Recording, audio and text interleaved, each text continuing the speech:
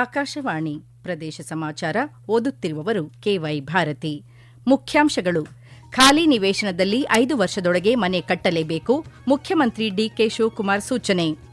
ಮೈಸೂರಿನಲ್ಲಿಂದು ವಿವೇಕ ಸ್ಮಾರಕ ಲೋಕಾರ್ಪಣೆಗೊಳಿಸಲಿರುವ ಪ್ರಧಾನಿ ನರೇಂದ್ರ ಮೋದಿ. ರಾಜ್ಯಕ್ಕೆ 4,504 ಕೋಟಿ ರೂಪಾಯಿ ತೆರಿಗೆ ಹಂಚಿಕೆ ಬಿಡುಗಡೆ ಮಾಡಿದ ಕೇಂದ್ರ ಸರ್ಕಾರ. ವಿಧಾನಸೌಧದಲ್ಲಿ ಕಂದಾಯ ಇಲಾಖೆಯ ಪ್ರಗತಿ ಪರಿಶೀಲನೆ ನಡೆಸಿದ ಉಪಮುಖ್ಯಮಂತ್ರಿ ಡಾ ಜಿ. ಪರಮೇಶ್ವರ್. ಕೊಡಗಿನಲ್ಲಿ ಧಾರಾಕಾರ ಮಳೆ, ಹಾರಂಗಿ ಜಲಾಶಯದ ಒಳಹರಿವು ಹೆಚ್ಚಳ, ಕಬ್ಬಿನಿ ಜಲಾಶಯದಿಂದ ಯಾವುದೇ ಕ್ಷಣದಲ್ಲಿ ನೀರು ಬಿಡುಗಡೆ.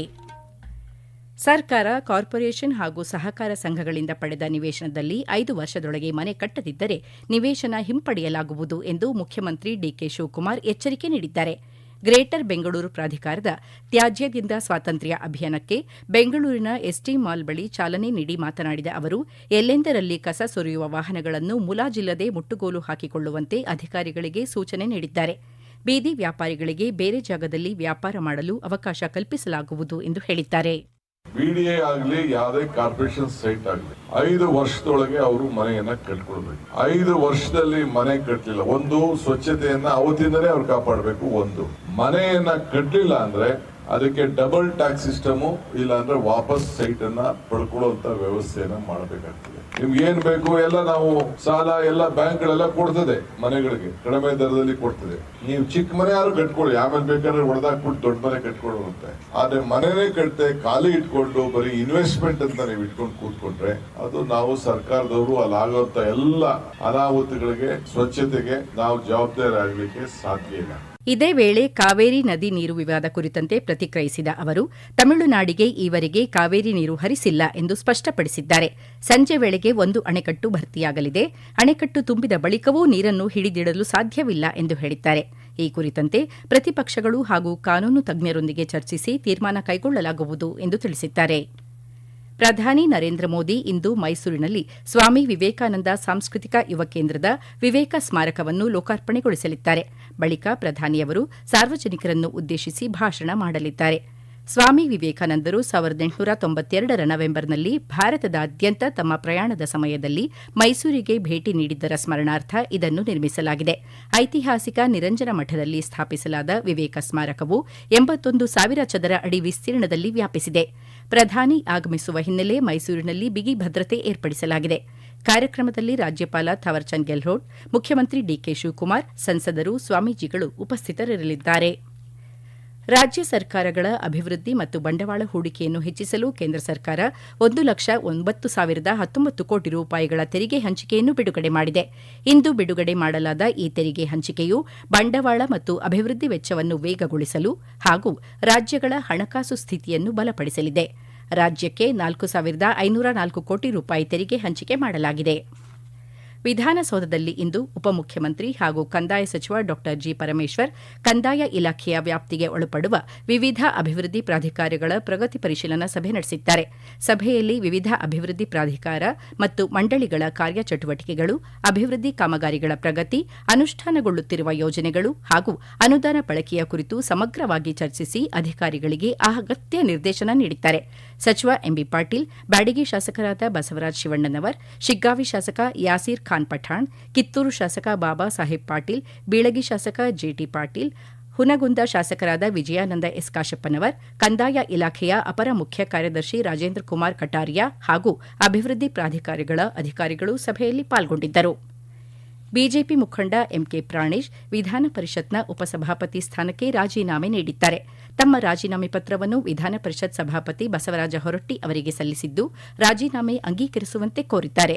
ಚಿಕ್ಕಮಗಳೂರು ಕ್ಷೇತ್ರದಿಂದ ವಿಧಾನ ಪರಿಷತ್ ಸದಸ್ಯ ಸ್ಥಾನಕ್ಕೆ 2021ರಲ್ಲಿ ನಡೆದ ಚುನಾವಣೆಯಲ್ಲಿ ಆಯ್ಕೆಯಾಗಿದ್ದ ಬಿಜೆಪಿ ಅಭ್ಯರ್ಥಿ ಎಂಕೆ ಪ್ರಾಣೇಶ್ ಆಯ್ಕೆಯನ್ನು ಹೈಕೋರ್ಟ್ ಅಸಿಂಧುಗೊಳಿಸಿತ್ತು. ಈ ಹಿನ್ನೆಲೆಯಲ್ಲಿ ಅವರು ರಾಜೀನಾಮೆ ನೀಡಿದ್ದಾರೆ. ಕಾಂಗ್ರೆಸ್ ಪಕ್ಷದ ಗಾಯತ್ರಿ ಶಾಂತೇಗೌಡ ಅವರನ್ನು ವಿಜೇತ ಅಭ್ಯರ್ಥಿ ಎಂದು ಘೋಷಿಸಲಾಗಿದೆ. ಪ್ರದೇಶ ಸಮಾಚಾರ ಕೇಳುತ್ತಿದ್ದೀರಿ. ನಮ್ಮ ಎಲ್ಲಾ ರಾಷ್ಟ್ರೀಯ ವಾರ್ತೆಗಳು ಹಾಗೂ ಪ್ರದೇಶ ಸಮಾಚಾರ ಈಗ ಆಕಾಶವಾಣಿ ನ್ಯೂಸ್ ಕನ್ನಡ ಯೂಟ್ಯೂಬ್ ಚಾನೆಲ್ನಲ್ಲಿ ಲಭ್ಯ. ನಮ್ಮ ಎಕ್ಸ್ ಖಾತೆ ಮತ್ತು ಇನ್ಸ್ಟಾಗ್ರಾಂ ಖಾತೆ ಆಕಾಶವಾಣಿ ನ್ಯೂಸ್ ಕನ್ನಡ. ಹೆಚ್ಚಿನ ಮಾಹಿತಿಗಾಗಿ ನಮ್ಮ ಫೇಸ್ಬುಕ್ ಖಾತೆ AIR ಕನ್ನಡ ನ್ಯೂಸ್ ಅನುಸರಿಸಿ. ಮಾಹಿತಿಯ ಹೂರಣ ವಾರದ ಕಾರ್ಯಕ್ರಮ ಪ್ರಚಲಿತ ವಿದ್ಯಮಾನ ಪ್ರತಿ ಬುಧವಾರ 9:15ಕ್ಕೆ. ಮಡಿಕೇರಿ ಸೇರಿದಂತೆ ಕೊಡಗು ಜಿಲ್ಲೆಯ ಬಹುತೇಕ ಭಾಗಗಳಲ್ಲಿ ಧಾರಾಕಾರ ಮಳೆಯಾಗುತ್ತಿದೆ. ಕಳೆದ 2 ದಿನಗಳಿಂದ ಸುರಿಯುತ್ತಿರುವ ಭಾರೀ ಮಳೆ ಗಾಳಿಯಿಂದಾಗಿ ಮಡಿಕೇರಿಯಲ್ಲಿ ಜನಜೀವನ ವ್ಯತ್ಯಯವಾಗಿದೆ. ಕಾವೇರಿ ಉಗಮ ತಾಣವಾದ ತಲಕಾವೇರಿ ಭಾಗಮಂಡಲಗಳಲ್ಲಿಯೂ ಧಾರಾಕಾರ ಮಳೆ ಬೀಳುತ್ತಿದೆ. ಭಾಗಮಂಡಲದಲ್ಲಿ ಕಾವೇರಿ ನದಿ ನೀರಿನಲ್ಲಿ ಏರಿಕೆ ಕಂಡುಬಂದಿದ್ದು ತ್ರಿವೇಣಿ ಸಂಗಮ ಸ್ಥಾನ ಜಲಾವೃತಗೊಂಡಿದೆ. ಕಾವೇರಿ ನದಿ ನೀರು ಭಾಗಮಂಡಲದಲ್ಲಿ ಹೊಲಗದ್ದೆಗಳಿಗೆ ನುಗ್ಗಿದೆ. ಕೊಡಗಿನ ಪ್ರಮುಖ ಜಲಾಶಯ ಹಾರಂಗಿಗೆ ನೀರಿನ ಹರಿವು ಹೆಚ್ಚುತ್ತಲೇ ಇದೆ. 2859 ಅಡಿ ಗರಿಷ್ಠ ಮಟ್ಟದ ಹಾರಂಗಿ ಅಣೆಕಟ್ಟೆಯಲ್ಲಿ ಪ್ರಸ್ತುತ 2857.83 ಅಡಿ ನೀರಿದೆ. ಹಾರಂಗಿಗೆ 10,000 ಕ್ಯೂಸೆಕ್ನಷ್ಟು ನೀರಿನ ಹರಿವಿದ್ದು ಜಲಾಶಯದಿಂದ ನದಿಗೆ 11,000 ಕ್ಯೂಸೆಕ್ ನೀರು ಹರಿಬಿಡಲಾಗುತ್ತಿದೆ. ರಾಜ್ಯದಲ್ಲಿ ನಡೆಯುತ್ತಿರುವ ಕಾವೇರಿ ಕಿಚ್ಚನ್ನು ಕಬಿನಿ ಜಲಾಶಯ ತಣ್ಣಗಾಗಿಸಿದೆ. ಕೇರಳಂ ಹಾಗೂ ವಯನಾಡಿನಲ್ಲಿ ಉತ್ತಮ ಮಳೆಯಾಗುತ್ತಿರುವ ಹಿನ್ನೆಲೆಯಲ್ಲಿ ಜಲಾಶಯದ ಒಳಹರಿವಿನ ಪ್ರಮಾಣ ಗಣನೀಯವಾಗಿ ಏರಿಕೆ ಕಂಡಿದೆ. ಪ್ರಸ್ತುತ ಕಬಿನಿ ಅಣೆಕಟ್ಟೆಗೆ 15,500 ಕ್ಯೂಸೆಕ್ ನೀರು ಹರಿದು ಬರುತ್ತಿದೆ. ಒಟ್ಟು 19.52 ಟಿಎಂಸಿ ಸಾಮರ್ಥ್ಯಗೊಂಡಿರುವ ಜಲಾಶಯದಲ್ಲಿ ಈಗಾಗಲೇ 18 ಟಿಎಂಸಿ ನೀರು ಸಂಗ್ರಹವಾಗಿದೆ. ಒಳಹರಿವು ಇನ್ನಷ್ಟು ಹೆಚ್ಚಾಗುವ ಸಾಧ್ಯತೆ ಹಿನ್ನೆಲೆಯಲ್ಲಿ ಜಲಾಶಯದ ಸುರಕ್ಷತೆಯ ದೃಷ್ಟಿಯಿಂದ ಕೆಲವೇ ಕ್ಷಣಗಳಲ್ಲಿ ನದಿಗೆ 8ರಿಂದ 10,000 ಕ್ಯೂಸೆಕ್ ನೀರು ಹರಿಸಲು ನಿರ್ಧರಿಸಲಾಗಿದೆ. ಈಗಾಗಲೇ 1,000 ಕ್ಯೂಸೆಕ್ ನೀರನ್ನು ಹೊರಬಿಡಲಾಗಿದೆ. ನದಿಗೆ ಅಪಾರ ಪ್ರಮಾಣದ ನೀರು ಹರಿಸಲಾಗುತ್ತಿರುವುದರಿಂದ ನದಿ ಪಾತ್ರದಲ್ಲಿ ವಾಸಿಸುವ ಸಾರ್ವಜನಿಕರು ಮತ್ತು ರೈತರು ಸುರಕ್ಷಿತ ಸ್ಥಳಗಳಿಗೆ ತೆರಳುವಂತೆ ಕಬಿನಿ ಜಲಾಶಯದ ಅಧಿಕಾರಿಗಳು ಪ್ರಕಟಣೆಯ ಮೂಲಕ ಮುನ್ನೆಚ್ಚರಿಕೆ ನೀಡಿದ್ದಾರೆ. ನಾಳೆ ನಡೆಯುವ ಪೊಲೀಸ್ ಕಾನ್ಸ್ಟೇಬಲ್ ನೇಮಕಾತಿ ಪರೀಕ್ಷೆಯಲ್ಲಿ ಪಾರದರ್ಶಕತೆಯೇ ನಮ್ಮ ಬದ್ಧತೆ ಎಂದು ಗೃಹ ಸಚಿವ ಪ್ರಿಯಾಂಕ್ ಖರ್ಗೆ ಸ್ಪಷ್ಟಪಡಿಸಿದ್ದಾರೆ. ಸಾಮಾಜಿಕ ಜಾಲತಾಣದಲ್ಲಿ ಸಂದೇಶ ಹಂಚಿಕೊಂಡಿರುವ ಅವರು ಪರೀಕ್ಷಾ ಕೇಂದ್ರಕ್ಕೆ ತರಬಹುದಾದ ಹಾಗೂ ನಿಷೇಧಿತ ವಸ್ತುಗಳ ಸಂಪೂರ್ಣ ಪಟ್ಟಿಯನ್ನು ಈಗಾಗಲೇ ಅಭ್ಯರ್ಥಿಗಳ ಹಾಲ್ ಟಿಕೆಟ್ನಲ್ಲಿ ವಿವರವಾಗಿ ನೀಡಲಾಗಿದೆ. ಎಲ್ಲರೂ ಕಡ್ಡಾಯವಾಗಿ ವಸ್ತ್ರ ಸಂಹಿತೆ ಪಾಲಿಸುವಂತೆ ತಿಳಿಸಿದ್ದಾರೆ. ಧಾರ್ಮಿಕ ಉಡುಪು ಧರಿಸಿ ಪರೀಕ್ಷೆ ಬರೆಯಲು ಇಚ್ಛಿಸುವವರು ಪರೀಕ್ಷೆ ಆರಂಭಕ್ಕೂ 2.5 ಗಂಟೆ ಮೊದಲು ಕೇಂದ್ರದಲ್ಲಿ ಹಾಜರಿದ್ದು ತಪಾಸಣೆಗೆ ಒಳಪಟ್ಟು ಪರೀಕ್ಷೆ ಬರೆಯಲು ಅವಕಾಶ ಕಲ್ಪಿಸಲಾಗಿದೆ. ಅಭ್ಯರ್ಥಿಗಳು ಯಾವುದೇ ಗೊಂದಲಕ್ಕೆ ಒಳಗಾಗದೆ ಆತ್ಮವಿಶ್ವಾಸದಿಂದ ಪರೀಕ್ಷೆ ಬರೆಯುವಂತೆ ಹೇಳಿದ್ದಾರೆ. ರಾಜ್ಯದ ಪೊಲೀಸ್ ಇಲಾಖೆಯಲ್ಲಿ ಖಾಲಿ ಇರುವ ಕಾನ್ಸ್ಟೇಬಲ್ ನಾಗರಿಕ ಹುದ್ದೆಗಳ ನೇಮಕಾತಿಗಾಗಿ ನಾಳೆ ರಾಜ್ಯದಾದ್ಯಂತ ಸ್ಪರ್ಧಾತ್ಮಕ ಪರೀಕ್ಷೆ ಜರುಗಲಿದೆ. ಹಾವೇರಿ ಜಿಲ್ಲೆಯ 30 ಕೇಂದ್ರಗಳಲ್ಲಿಯೂ ಪರೀಕ್ಷೆ ನಡೆಯಲಿದ್ದು ಪಾರದರ್ಶಕ ಹಾಗೂ ವ್ಯವಸ್ಥಿತವಾಗಿ ಪರೀಕ್ಷೆ ನಡೆಸಲು ಅಗತ್ಯ ಸಿದ್ದತೆ ಮಾಡಿಕೊಳ್ಳಲಾಗಿದೆ ಎಂದು ಜಿಲ್ಲಾಧಿಕಾರಿ ವಿಜಯ ಮಹಾಂತೇಶ ದಾನಮ್ಮನವರ ತಿಳಿಸಿದ್ದಾರೆ.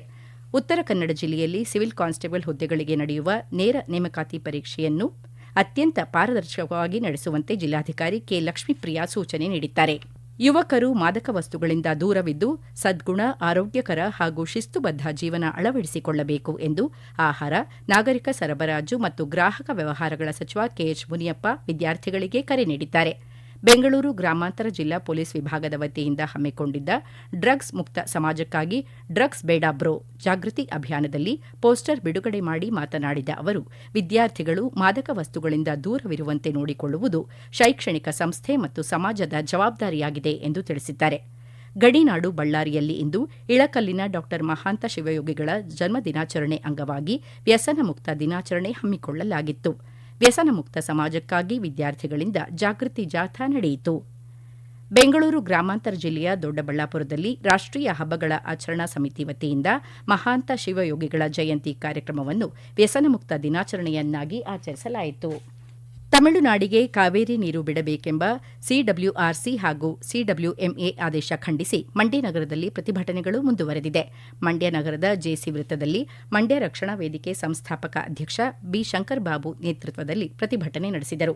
ಕಾರ್ಯಕರ್ತರು ಕೈಯಲ್ಲಿ ಗೋ ಬ್ಯಾಕ್ ವಿಜಯ್ ಎಂದು ಬರೆದಿರುವ ಫಲಕಗಳನ್ನು ಹಿಡಿದು ಆಕ್ರೋಶ ವ್ಯಕ್ತಪಡಿಸಿದರು.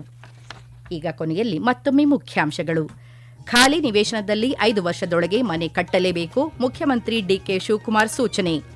ಮೈಸೂರಿನಲ್ಲಿಂದು ವಿವೇಕ ಸ್ಮಾರಕ ಲೋಕಾರ್ಪಣೆಗೊಳಿಸಿರುವ ಪ್ರಧಾನಿ ನರೇಂದ್ರ ಮೋದಿ. ರಾಜ್ಯಕ್ಕೆ 4,504 ಕೋಟಿ ರೂಪಾಯಿ ತೆರಿಗೆ ಹಂಚಿಕೆ ಬಿಡುಗಡೆ ಮಾಡಿದ ಕೇಂದ್ರ ಸರ್ಕಾರ. ವಿಧಾನಸೌಧದಲ್ಲಿ ಕಂದಾಯ ಇಲಾಖೆಯ ಪ್ರಗತಿ ಪರಿಶೀಲನೆ ನಡೆಸಿದ ಉಪಮುಖ್ಯಮಂತ್ರಿ ಡಾ. ಜಿ. ಪರಮೇಶ್ವರ್. ಕೊಡಗಿನಲ್ಲಿ ಧಾರಾಕಾರ ಮಳೆ, ಹಾರಂಗಿ ಜಲಾಶಯದ ಒಳಹರಿವು ಹೆಚ್ಚಳ, ಕಬಿನಿ ಜಲಾಶಯದಿಂದ ಯಾವುದೇ ಕ್ಷಣದಲ್ಲಿ ನೀರು ಬಿಡುಗಡೆ. ಇಲ್ಲಿಗೆ ಪ್ರದೇಶ ಸಮಾಚಾರ ಮುಗಿಯಿತು. ನಮ್ಮ ಮುಂದಿನ ವಾರ್ತಾ ಪ್ರಸಾರ ಸಂಜೆ 6:40ಕ್ಕೆ.